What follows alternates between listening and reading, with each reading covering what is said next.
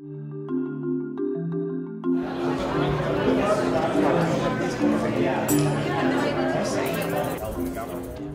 one of our big things. Obviously, we want to make money, but we also want to, in the forefront, make an impact. The biggest thing I learned today is that we are a fourth sector company.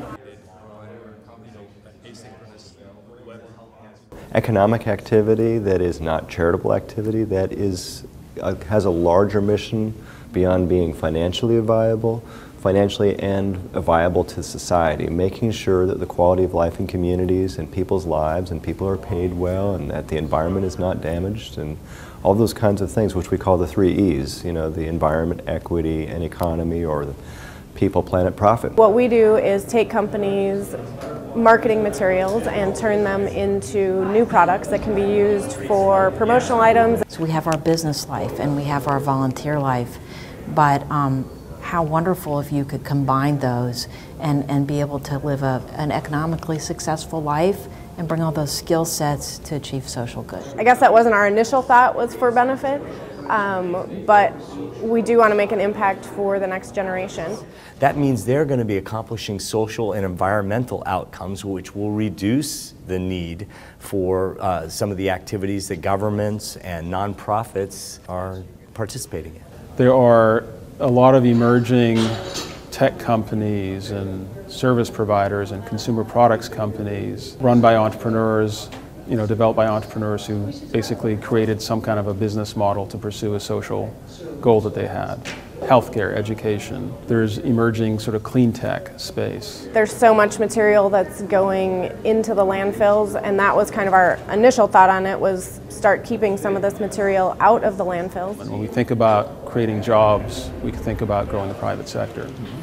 And when we have social and environmental problems that escalate, we think, well, the way to solve those problems is to grow the private sector so that it generates enough tax revenues, enough philanthropic proceeds, so that the nonprofit and the public sector can solve the social and environmental problems we need to solve. The problem with that is, over time, what's happening is the problems relatively are scaling relative to the solutions. California is the home of innovation for the world. It's also increasingly the home of entrepreneurs and innovators who want to solve social problems, not just maximize their own financial well-being. And the opportunity is to harness that energy and that enthusiasm and that social focus that's in particularly the millennial generation and the new class of entrepreneurs to focus on those problems in California.